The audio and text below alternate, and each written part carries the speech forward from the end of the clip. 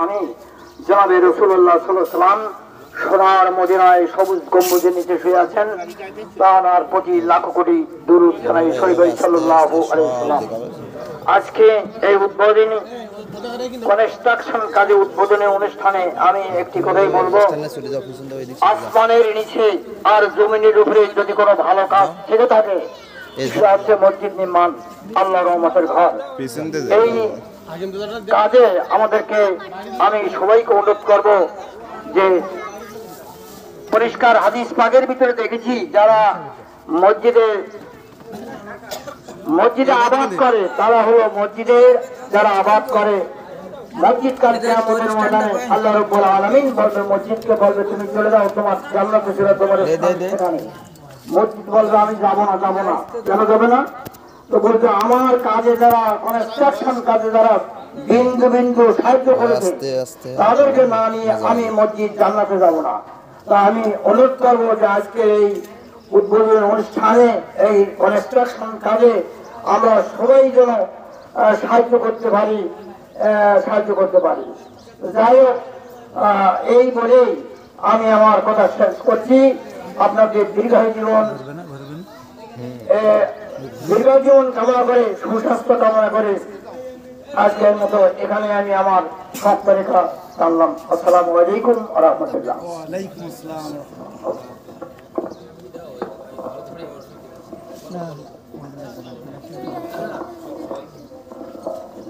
আলহামদুলিল্লাহ, এ পর্যায়ে এখন অতি সংক্ষেপে আলোচনা করার জন্য অনুরোধ করছি, যেহেতু মেশিন হিসেবে এসে গেলে আর আমরা সময় পাবো না। 2-3 মিনিট ধরে সকলে একটু অভিব্যক্তি ব্যক্ত এবং দোয়া করবেন। এ পর্যায়ে এখন সংক্ষিপ্ত আলোচনা করছে আমাদের হাওলাদার করার মসজিদের সম্মানিত ইমাম সাহেব।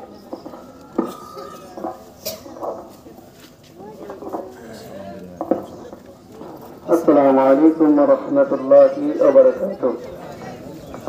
আল্লাহ তাআলার দরবারে শুকরিয়া আদায় করি, আল্লাহ রাব্বুল আলামিন আপনাদের আমাদেরকে একটি মহৎ কাজের জন্য আল্লাহ তাআলা আমাদেরকে একত্রিত করেছেন, এই জন্য শুকরিয়া আদায় করি আলহামদুলিল্লাহ।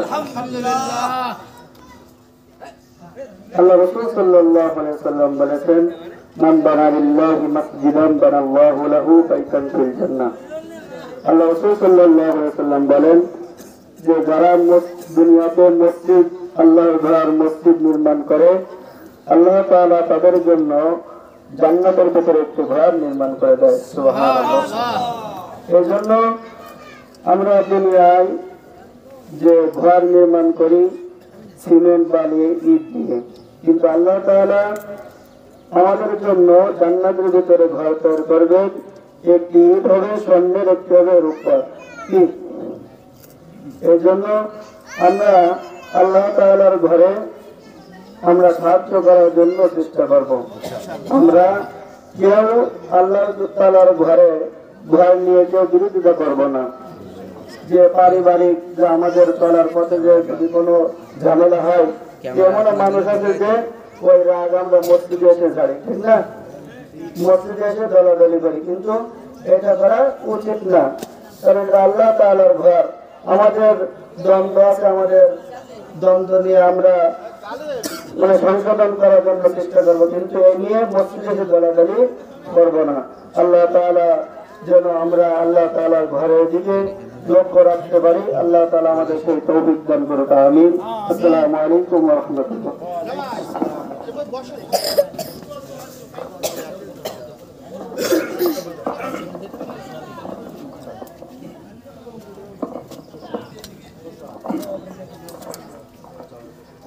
আসসালামু আলাইকুম ওয়া রাহমাতুল্লাহি ওয়া বারাকাতুহু। ওয়া আলাইকুম আসসালাম।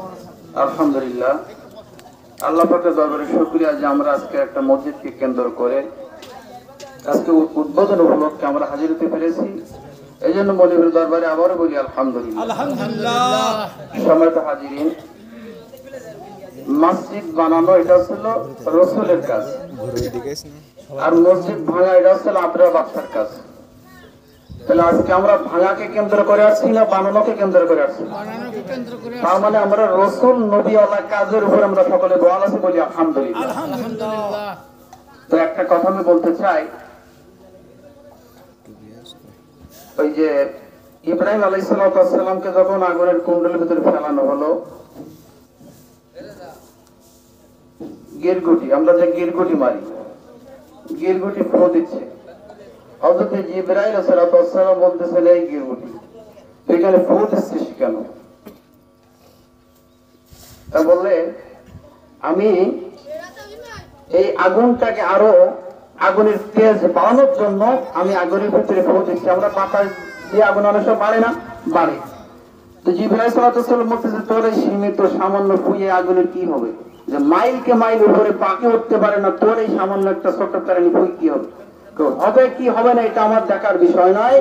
আমার উদ্দেশ্য আগুনকে তেজ বানানো, এটাই প্রমাণ করতে চাই যে আমি নমরুদের পক্ষে বলে নাউযুবিল্লাহ। আমার আগুনের কাজ হওয়ার দরকার নেই, কিন্তু আমি যে নমরুদের পক্ষে আছি এটা আমি প্রমাণ করতে চাই। এরপরে দেখা গেল কুলাব্যাং, যেটা আমরা মারি না, কুলাব্যাং প্রস্তাব করতেছি, তাই কুলাব্যাঙের প্রস্তাবটা কতটুকু হয়? জিবরাইল আলাইহিস সালাম বলছেন এই কুলাব্যাং এই আগুনের পাশে প্রস্তাব করিস কেন? তো বলতেছে আমি আজকে প্রস্তাব করি এটাই যে এই আগুনটাকে আমি নিভাতে চাই। তাই এই আগুন তুই সামান্য করে প্রস্তাবে আগুনে কি হবে, কি হবে এটা দেখার আমার বিষয় নাই। আমার উদ্দেশ্য আমার যতটুকু সয় সম্বল ছিল, আমার অর্থ সম্পদ যা ছিল সেটা নিয়ে আমি এখানে ঝাঁপিয়ে পড়েছি। আমি প্রস্তাব করতেছি আমি ইব্রাহিমের পক্ষে, আমি সে আগুন নিভাতে, আগুন নিবুক কি নাবুক এটা আমার দেখার বিষয় নাই। আমি এটাই প্রমাণ করতে চাই যে আমি ইব্রাহিম আলাইহিস সালামের পক্ষে। বলেন সুবহানাল্লাহ। আমরা আপনার আমার মতো আদমের ও বাড়ি বেসলিও যে কয়রা থানা ব্যাপী যে মসজিদ নির্মাণ করা হচ্ছে, এই আপনার আমার বাড়ি বেসলিও এক টাকার পক্ষে মনে হয় সম্ভব নয়, কারণ আল্লাহ পাকই সবই করতে পারে। এজন্য আমরা সকলে ঝাঁপিয়ে পড়ব। আর একটা কথা আমি মাইকে বলবো না, মাইক ছাড়িয়ে বলতেছি, সেটা হচ্ছে আমার মসজিদ 2 বছর এখন হয়নি, তার ভিতরে আল্লাহ পাকের ইচ্ছায় মসজিদটা আজকে কাজ পরিপূর্ণ। কিন্তু ওখানে যে একটা বিষয় ভুক্তভোগী, সেটার একটা বাস্তব কথাটা বলতে, মাইক ছাড়া যেহেতু মাইকটা ধরে গেলে অনেকে কষ্ট করে, এলাকাবাসীর সকলের সমর্থন নিয়ে মসজিদটা করতে নেমেছিলাম। নুরুজ্জামান ভাই, আমার ভাই, আমি, মাসুদ ভাই, এরকম অনেকের মাথায় আমরা ছিলাম। এটা আমরা নামছিলাম কেন, এলাকার সকলের একটা উদ্যোগ পেয়েছিলাম। কিন্তু দেখলাম কাজের মাঝ বরাবর যে তখন আর মানুষ থাকে না, তখন আমরা যারা মাথায় থাকি তখন আমাদের নাকের মোটা চোখের পানি এক হয়ে যায়, তখন তো আর পিছানো যায় না। তাহলে নামলাম সকলের সাহসে, পরে পিছনে দেখে আর কেউ নেই, তখন বলেন এই লোকগুলা কি হবে। এজন্য আমি সকলের কাছে এটাই আহ্বান রাখবো, আজকে যেমন আপনারা সকলে এলাকার সকলে সাড়া দিয়েছেন, আপনাদের সাড়া পেয়ে কিন্তু এখানে সকলে কাজ করবে না, কিন্তু আজকে আজকে আপনাদের সকলের সাহস নিয়ে কিন্তু এই সাহসটা যখন আপনারা কিছু দিতে পারেন দরকার কিন্তু আপনারা কাছে থাকবেন। সবাই আল্লাহ সকলকে আজকে মসজিদের সাথে আমাদের সকলকে কবুল আল্লাহুম্মা আমিন।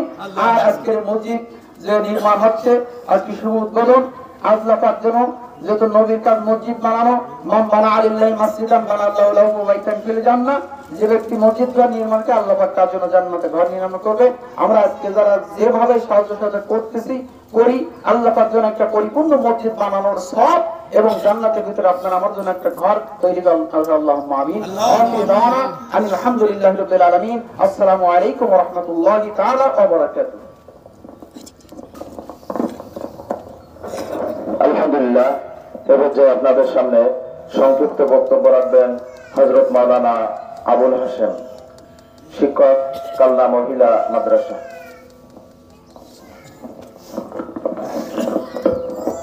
আসসালামু আলাইকুম ওয়া রাহমাতুল্লাহি ওয়া বারাকাতুহু। আলহামদুলিল্লাহি রাব্বিল আলামিন। আসসালাতু ওয়াসসালামু আলা সাইয়্যিদিল মুরসালিন ওয়া আলা আলিহি ওয়া আসহাবিহি আজমাইন। সমস্ত প্রশংসা সেই মহান রব্বুল আলামিনের জন্য, যে মহান রব্বুল আলামিন দিনের শুরুতে দুনিয়ার সবচেয়ে সর্বশ্রেষ্ঠ জায়গা মসজিদ, সেই মসজিদ উদ্বোধনের কাজে আমাদেরকে আসার বসার তৌফিক দিয়েছেন। সেজন্য সেই মহান রব্বুল আলামিনের সামনে শুকরিয়া দান সবাই বলে আলহামদুলিল্লাহ। আলহামদুলিল্লাহ। আপনাকে আমাকে এখানে না এনে বিভিন্ন কাজে ব্যস্ত রাখতে পারতেন কিনা বলেন? পারতেন তো? কিন্তু আল্লাহ আসলে আমাদের পছন্দ করেছেন আল্লাহ যদি পছন্দ না করতেন আমরা কিন্তু আসতে পারতাম না। এই গ্রামে আরো অনেকেই আছে, কিন্তু আসলে আল্লাহ আমাদেরকে পছন্দ করেছেন বিধায় কিন্তু আমরা এখানে আসতে পেরেছি। আল্লাহ তাআলা একটা সুন্দর পরিবেশে সকালের সুন্দর সময় দুনিয়ার আসমানের নিচে জমিনের উপরে এই মসজিদের মতো শ্রেষ্ঠ জায়গা আর নাই। সেই জায়গায় উদ্বোধনের সময় আমরা আসতে পেরেছি, এজন্য আল্লাহ তাআলার দরবারে আবারও শুকরিয়া জানাই। আলহামদুলিল্লাহ, আলহামদুলিল্লাহ। আল্লাহ নবী বলেছেন, যে ব্যক্তি মসজিদ তৈরি করে, মসজিদ যে তৈরি করে জান্নাতে তার জন্য একটা মাঠ তৈরি হয়ে যায়। আল্লাহ তাআলা এই মসজিদ উদ্বোধনের সময় আল্লাহ তাআলা আপনাকে আমাকে যে শুরু করার সময় উপস্থিত করেছেন, আমরা চলে যাব, মসজিদ কিন্তু থাকবে। আল্লাহ তাআলা এই মসজিদ যতদিন এই দুনিয়ার জমিনে থাকবে ততদিন কিন্তু আমরা চলে গেলে কি হবে, আমাদের আমল নামায় একটা অংশ চলে যাবে বলেছিল। এর জন্য একটা সুন্দর পরিবেশে আল্লাহ তাআলা আপনাকে আমাকে আসার সুযোগ করে দিয়েছেন। আমরা যেন প্রত্যেকটা ভালো কাজ এরকম আমরা যেতে পারি, আল্লাহ নিয়ে যান। আল্লাহ আমাদের সেই তৌফিক দান করুন। আজকে মসজিদ টাকা কাজের শুভ উদ্বোধনে শুভ হোক। এই মসজিদের ওসিলে আল্লাহ তাআলা আমাদেরকে, আমাদের পূর্বপুরুষদেরকে, আমাদের পরবর্তী জেনারেশন যারা আসবে তাদেরকে নাজাতের ওসিলায় কিন্তু কবুল করুন। আসসালামু আলাইকুম। সম্মানিত হাজিরিন, আপনারা দেখতে পাচ্ছেন ইতিমধ্যে আমাদের ঢালাই যে গাড়ি, ওই গাড়ি চলে এসেছে। এই জন্য আমরা যারা আছি সংক্ষিপ্তভাবে সবাই 2 মিনিটের মধ্যে শেষ করার চেষ্টা করবো ইনশাল্লাহ। এবার যে আপনাদের সামনে বক্তব্য রাখবেন হযরত মাওলানা আব্দুল বারী। হযরত মাওলানা আব্দুল বারী।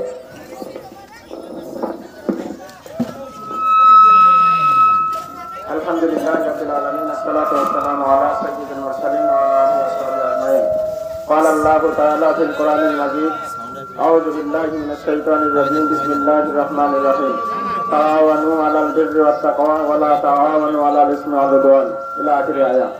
সম্মানিত মুসল্লিবৃন্দ, কালীবাড়ি আহলে বাইত জামে মসজিদের নতুন মসজিদের ভবন নির্মাণে উপস্থিত সকল মুসলমান کرام, সকলের প্রতি আমার সালাম। আসসালামু আলাইকুম ওয়া রাহমাতুল্লাহ। আল্লাহ রাব্বুল আলামিন পবিত্র কোরআনে বলছেন, তাআওয়ানু আলাল বিররি ওয়াত তাকওয়া, তোমরা পরস্পর ভালো এবং খোদাভীতির কাজে সহযোগিতা করো এবং অন্যায় অশ্লীল শরীয়ত বিরোধী কাজ থেকে তোমরা বিরত থাকো। আল্লাহ রাব্বুল আলামিন স্বল্প সময়ের মধ্যে আহলে বাইত জামে মসজিদটি যে এত সুন্দরভাবে একটি ভিত্তি প্রস্তর নির্মাণ করার আল্লাহ রাব্বুল আলামিন সুযোগ দিয়েছেন, এজন্য আল্লাহর দরবারে শুকরিয়া, আলহামদুলিল্লাহ। আল্লাহ রাব্বুল আলামিন অন্যত্র বলেছেন, ওয়াতাসিমু বিহাবলিল্লাহি জামিয়া, তোমরা আল্লাহর রশিকে শক্তভাবে আঁকড়ে ধরো। দুনিয়ার সব জিনিস চলে যাবে, আমি চলে যাব, আপনারা সবাই চলে যাবেন, কিন্তু থাকবে দুনিয়ায় মসজিদটা। সুতরাং আমরা আল্লাহর রশিকে শক্তভাবে আঁকড়ে ধরে এই মসজিদটি যেন আমাদের সকলের জন্য নাজাতের জরিয়া হয়, এই জন্য দল মত নির্বিশেষে সকলের সমর্থন কামনা করি। এবং আপনাদের সর্বশেষ আপনাদের এই স্বল্প পরিসরে ঢালিবাড়ি যে মসজিদটির ভবন নির্মাণ হচ্ছে, আপনাদের শক্তি ও সাহসকে স্বাগতম জানিয়ে আমি আমার সংক্ষিপ্ত কথা এখানে শেষ করছি। ওমা তাওফিকি ইল্লা বিল্লাহ। আসসালামু আলাইকুম ওয়া রাহমাতুল্লাহ। আলহামদুলিল্লাহ। এখন আপনাদের সামনে বক্তব্য রাখবেন হাফেজ হযরত মাওলানা ওহিদুজ্জামান, কাছারিবাড়ি জামে মসজিদ।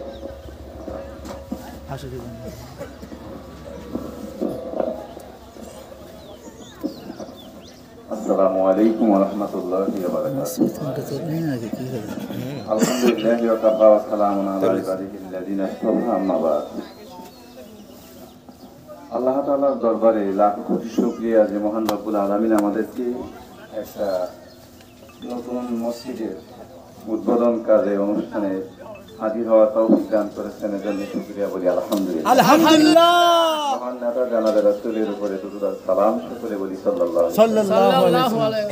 আমরা ইতিমধ্যে শুনেছি অনেক কথা, আরো শুনবো, সামনে অনেক ওলামায়ে হযরত আছেন, আমাদের সম্মানিত মেহমান আছেন। তো আসলে আমরা জানি যে দুনিয়ার সবচেয়ে উৎকৃষ্ট জায়গা হলো মসজিদ, যেটাকে আল্লাহ রাসূল কি বলেছেন, জান্নাতের বাগান বলেছেন বা জান্নাত বলেছেন, যে তোমরা যখন মসজিদের মধ্যে ঢুকবে তখন ওর ফল সঞ্চার করবে। কি সঞ্চার করবে? ফল। সবাই যখন জিজ্ঞাসা করলেন জান্নাত দুনিয়ার জান্নাত কি, হলো মসজিদ ঘরগুলো হলো দুনিয়ার জান্নাত, আর বাজারগুলো হলো কি দুনিয়ার সবচাইতে খারাপ জায়গা। তো যাই হোক, এখানে একটা মসজিদ নির্মাণ হচ্ছে, আর অনেক আগে থেকে এখানে জামে মসজিদ চলতেছে। এই যে আমরা একটা জিনিস বুঝি সবাই, যদি নিকটে নিকটে ব্যবসা প্রতিষ্ঠান থাকে, দোকান ঘর থাকে, আমাদের কি দ্রব্য বা মাল প্রতিনিধি কি অনেক সহজ হয় না? সহজ হয়, আমরা সহজে নিতে পারি। আগে দেখুন আমাদের ব্যবসা ছাড়া কি করতেন, উগলা বাজারে যাইতেন, নবেটি বাজারে যাইতেন, ইত্যাদি বড় বড় বাজারে, যেগুলো আসলে হঠাৎ করে একটা মেহমান আসলে আমরা তাদেরকে কিন্তু সেভাবে আপ্যায়ন করতে পারতাম না, আমাদের জন্য খুবই কঠিন হয়ে যেত। আমরা দেখেছি, আমাদের মুরব্বীরা বেশি ভালো জানেন।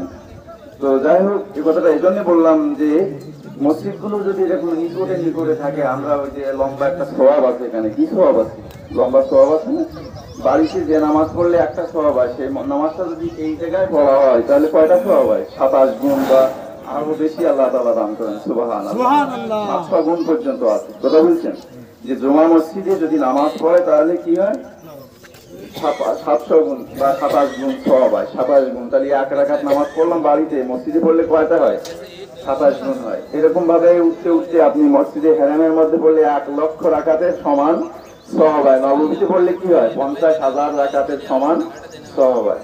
তো যাই হোক, এই আশেপাশের লোকগুলো মনে করেন যদি দুই মসজিদ থাকে, তাহলে কি তারা এখান থেকে কি দুই মসজিদে যায় জামাত বদ্ধ করে নামাজ পড়তে পারতো? ফজর হোক, মাগরিব হোক, ইশা, ওখানে এখানে আছে, তারা কি পারতো? এটা পারতো না। কিন্তু এখন মসজিদ হওয়ার কারণে তারা কিন্তু এটা পারে।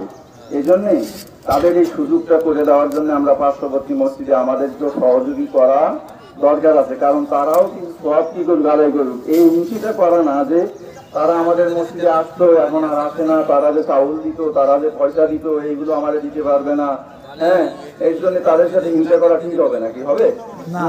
তাদের সাথে আরো সহযোগী করে তারাও যেন এই সওয়াবের অধিকারী হতে পারে। যেরকম এই কথাটা বললাম যে পাশে যদি দোকান থাকে সেখান থেকে তারা সহজে খরিদ করতে পারবে, এখান থেকেও তারা কি করতে পারবে, সহজে সওয়াবটা খরিদ করতে পারবে, সওয়াব আদায় করতে পারবে। কিন্তু বাড়ি বসে থাকলে সেটা হয় না। তো যাই হোক, আল্লাহ তাআলার একটা রহম ছিল এখানে মসজিদ। এটা কিন্তু আল্লাহ তাআলার রহম ছাড়া এই মসজিদ ঘরগুলো হয় না। আমরা একটা হাদিসে শুনেছি, কিতাবের মধ্যে আছে যে ইব্রাহিম আলাইহিস সালাম যে পাথরগুলো নিক্ষেপ করেছিল, যেখানে যেখানে পড়েছিল সেখানে সেখানে নাকি জামে মসজিদ নির্মাণ হয়। তো এখানে হয়তো পড়ছিল, তাই আল্লাহ তাআলা কবুল করেছে, আর সেইভাবে এখানে হয়েছে। আর আজকে সেই উদ্বোধন মেঘ দেখতে করিস না তো ভয়, আড়ালে তার সূর্য হবে। মান যাত্রা ওয়াজাদা ইন্নামাল আমালু বিন্নিয়াত। সাদাকাল্লাহুল আযীম। সম্মানিত হাজিরিন, আসসালামু আলাইকুম ওয়া রাহমাতুল্লাহি ওয়া বারাকাতুহু। ওয়া আলাইকুম আসসালাম। ইন্নামা ইয়ামুরু মাসাজিদাল্লাহ মান আমানা বিল্লাহি ওয়াল ইয়াউমিল আখির ওয়া লাম ইয়াখশা ইল্লাল্লাহ। সুবহানাল্লাহ, সুবহানাল্লাহ। 2025 সালের একটি ঘনঘটা পরিবেশে আমাদের সবাই আল্লাহ তাআলা উপস্থিত করেছেন একটি সৎ কাজে নিয়ে। এখানে হঠাৎ উদ্দেশ্য কারণ নেই, আছে বলেন সবার সৎ উদ্দেশ্য যে একটি মসজিদ নির্মিত হোক। তো এই নিয়াতকে আল্লাহ তাআলা দেখবে, আগে নিয়াত দেখবে, আমাদের চাওয়াটা দেখবে আল্লাহ। বান্দার চাওয়ার যখন শেষ হবে আল্লাহ রহমত তখন শুরু হবে। সুবহানাল্লাহ। আমাদের কাজী দেয়ার আছে এটা আল্লাহ দেখবে না, আমাদের নিয়াতটা দেখবে আল্লাহ তাআলা। আমার এখনো চাও দেওয়ার সামর্থ্য আছে, ওটাই আমার যথেষ্ট। আমার একটা সময় দেওয়ার সময় আছে, আমি এই সময়টা দিতে পারি, একটু আমার যথেষ্ট। তো মসজিদ নির্মিত হচ্ছে, আমি 2030 সালে কামেল ফারেক হয়ে 2022 সালে জান্নাতুল বাকির দায়িত্ব, এখান থেকে এ পর্যন্ত ওখানে দায়িত্বে রাখছে, এখনো কাজ শেষ হয়নি। তো অনেক সময় দেখছি মসজিদ যখন নির্মিত হয়, প্রথম যখন নির্মিত হয় তখন অনেক আবেগ পরিবেশটাকে সবাই এক মনে একটা কাজ করে। কিন্তু মসজিদ যখন নির্মিত হয়ে যায় তখন কিন্তু এর মধ্যে অনেক ফাটল সৃষ্টি হয়। যার প্রমাণ আমি দেখতেছি, মসজিদ যখন নির্মিত হচ্ছে আপনাদের বাড়িতে মনে হয় কোনো লোক নেই, সবাই এখানে আসছেন, এটা একটা ভালো দিক। তো একটা ঘর যখন নির্মিত হয় তখন শুধুমাত্র সিমেন্ট দিয়ে নির্মিত হয় না, এতে একটি রড লাগে, এতে সিমেন্ট লাগে, বালু লাগে, একটা কেমিক্যাল লাগে, এটা অনেক কিছু, একটা মেকানিজম লাগে, যারা মিস্ত্রি, যারা কন্ট্রাক্টর, যারা অনেক কিছু নিয়ে একটি ভবন তৈরি হয়। তো এখানে আজকে এখানে আপনার ভ্রমণ তৈরি করার জন্য যত প্রকার মাল মেটেরিয়াল দরকার, আমাদের এখানে তত প্রকার লোক আছে, যার যার দেওয়ার সামর্থ্য আছে সে সেভাবে দেবে। যদি এটা পারেন এখানে যে কথা আমাদের মোল্লাবাড়ি ইমাম সাহেব বললেন যে কাজে আমরা নামাই দিয়ে, আমিও জান্নাতুল বাকি 20 বছর কাজ করেছি, এখনো কাজ করতেছি। আর আমার বাড়ির একটা মসজিদ হয়েছে, ওখানে 7 মাসে করছি। 7 মাসে সংস্থাদের কাছ থেকে 10 লাখ নিয়েছি, আর আমার ছিল 5 লাখ, আর 7 মাসে 7 লাখ উঠাইছি। এটা একমাত্র সুযোগ হয়েছে, বা এটা একমাত্র সম্ভব হয়েছে যে মানুষগুলো প্রাথমিক পর্যায়ে সবাই আবেগ করেছে, সবাই যার যার ইচ্ছা বঙ্গোপসাগরের মধ্যে যদি কেউ হাবুডুবু খায় পড়ে যায়, সে কিন্তু কিনারে উঠতে চায়। আগুন যখন মানুষ পড়ে যায়, ঘরের মধ্যে আবদ্ধের মধ্যে আগুন পড়ে যায়, সে তখন বের হতে চায়। অ্যাক্সিডেন্টে গাড়ির মধ্যে যখন গাড়িটা খানে পড়ে, সে কিন্তু বের হতে চায়। আপনাদের কিন্তু এখন আপনারা নেমে গেছেন মূল, এখন এই বঙ্গোপসাগরের মাঝখানে কিন্তু আপনারা হাবুডুবু খাওয়ার জন্য আপনারা সবাই রেডি। এখন আপনারা আজকের কাজে নেমে যাবেন, শেষ না হওয়া পর্যন্ত এখান থেকে সবাই কিনারা ওঠার জন্য যেরকম চেষ্টা করা দরকার, আগুন থেকে বের হওয়ার জন্য যেরকম চেষ্টা করা দরকার, আজকে নামবে, শেষ না হওয়া পর্যন্ত এরকম চেষ্টা সবাই থাকবে ইনশাআল্লাহ। ইনশাআল্লাহ থাকবে ইনশাআল্লাহ। ইনশাআল্লাহ এখান থেকে কেউ ইমাম সাহেবের এগিয়ে দিয়ে, আমাদের ডিএম সাহেবের এগিয়ে দিয়ে পিছিয়ে নিয়ে কেউ আমরা কি হাঁটবো ইনশাআল্লাহ? না। যদি কারণ মনে কোনো ক্ষোভ থাকে, একদম ক্ষোভ একদম মুঠো করে ধরে আপনার সামনে থাকবে, মসজিদ হয়ে যাক, তারপরে বিচার পরে হবে। মসজিদ হয়ে যাক, এর কৈফিয়ত পরে নেবো। যার যে সমর্থন আছে, চাউল দিয়ে হোক, পয়সা দিয়ে হোক, সময় দিয়ে হোক, পরামর্শ দিয়ে হোক, সবাই পাশে থাকবে। কেউ কিছু না দিতে পারলে ইমাম সাহেবের পাশে থাকবে। ইমাম সাহেবের অনেক কাজ করা লাগবে। ইমাম সাহেব পাশে না থাকলে হতাশ হয়ে যাবে, যেটা বললাম, আমি নিজেই হতাশ। আমার মসজিদে 7 মাসে মসজিদ করেছি, 7 লক্ষ টাকা আদায় করা, একটা মসজিদে দায়িত্ব পালন করেছি, আর বাড়ি যেয়ে আবার একটা মসজিদে দায়িত্ব পালন করেছি। আমার সেদিন প্রত্যেক সপ্তাহে বাইরে, প্রত্যেক সপ্তাহে বাইরে কাজ বেশি করা লাগতো আমার। কিন্তু দেখতাম যে কিছু লোক ছাড়া, গুটি কয়েক লোক ছাড়া, 2-4 লোক ছাড়া বাকি লোক সব যার যার কাজে ব্যস্ত। এই যার যার কাজে ব্যস্ত যতদিন পর্যন্ত মসজিদ টাকা, যে টাকা আছে এই টাকা কিচ্ছু হবে না। হবে বলেন না? এই যে টাকা আছে ফাউন্ডেশন পর্যন্ত হবে, তারপরে আর হবে না।